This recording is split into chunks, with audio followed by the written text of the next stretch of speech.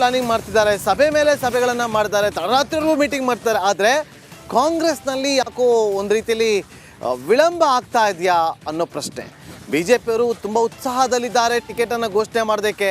ಆದರೆ ಕಾಂಗ್ರೆಸ್ನಲ್ಲಿ ಮಾತ್ರ ತಡ ಆಗ್ತಾ ಇದೆ, ವಿಳಂಬ ಆಗ್ತಾ ಇದೆ. ಬಹಳ ಪ್ರಮುಖವಾದಂಥ ವಿಚಾರ ಅಂತಂದರೆ ಇವತ್ತು ದೆಹಲಿಯಲ್ಲಿ ಕಾಂಗ್ರೆಸ್ ಕಾರ್ಯಕಾರಿಣಿ ಸಭೆ ನಡೆಯುತ್ತೆ. ದೆಹಲಿ ಸಭೆಗೆ ಅಂತೇಳಿ DCM DK ಶಿವಕುಮಾರ್ ಅವರು KPCC ಅಧ್ಯಕ್ಷರು ತೆರಳ್ತಾ ಇದ್ದಾರೆ. DK ಶಿವಕುಮಾರ್ ಅವರು ಹೋಗ್ತಿದ್ದಾರೆ. ಆದರೆ CM ಸಿದ್ದರಾಮಯ್ಯ ಅವರು ಯಾಕೆ ಹೋಗ್ತಾ ಇಲ್ಲ? ಅವ್ರು ಯಾಕೆ ಹಿಂದೆಟನ್ನು ಹಾಕ್ತಿದ್ದಾರೆ?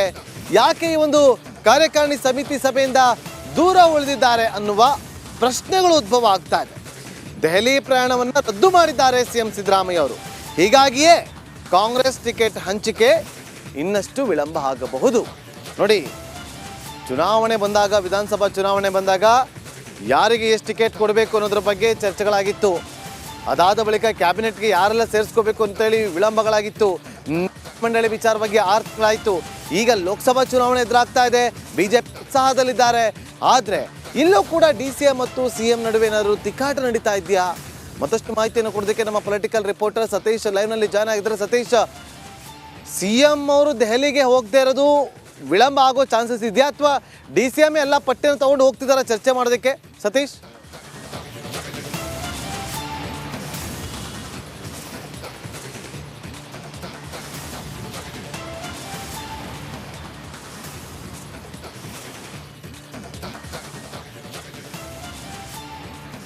ಸಂಪರ್ಕ ಕಡಿಮೆ, ಮತ್ತೊಮ್ಮೆ ಸಂಪರ್ಕ ಮಾಡುವಂಥ ಪ್ರಯತ್ನವನ್ನು ಮಾಡ್ತೀವಿ. ನೋಡಿ, ಈಗ BJPಯವರೇನೋ 195 ಕ್ಷೇತ್ರಗಳ ಪಟ್ಟಿಯನ್ನು ಮೊದಲ ಹಂತದಲ್ಲಿ ಬಿಡುಗಡೆ ಮಾಡಿಬಿಟ್ಟಿದ್ದಾರೆ.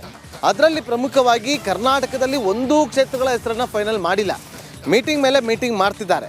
ಆದರೆ ಕೌಂಟ್ಡೌನ್ ಶುರುವಾಗಿರುವಂಥ ಇಂಥ ಸಂದರ್ಭದಲ್ಲಿ ಕೈ ಟಿಕೆಟ್ ವಿಚಾರವಾಗಿ ವಿಳಂಬ ಆಗ್ತಾ ಇದೆ. ವಿಳಂಬ ಏನಕ್ಕೆ ಆಗ್ತಾ ಇದೆ ಅಂತ ನೋಡಿದಾಗ, CM ಅವರು ದೆಹಲಿಗೆ ಹೋಗಬೇಕಾಗಿತ್ತು, ಕಾಂಗ್ರೆಸ್ ಕಾರ್ಯಕಾರಿಣಿ ಸಮಿತಿ ಸಭೆಯಲ್ಲಿ ಭಾಗಿಯಾಗಬೇಕಾಗಿತ್ತು.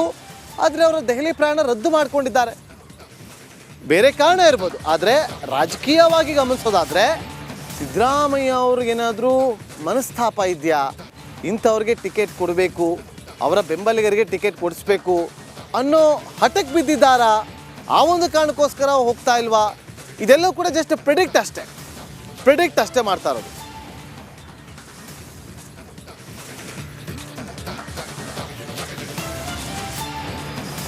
ಪ್ರಮುಖ ವಿದ್ಯಮಾನಗಳನ್ನು ಕ್ವಿಕ್ ಆಗಿ ಗಮನಿಸ್ತಾ ಹೋಗೋಣ. ರಾಜ್ಯ ಟಾಪ್ 5 ನಲ್ಲಿ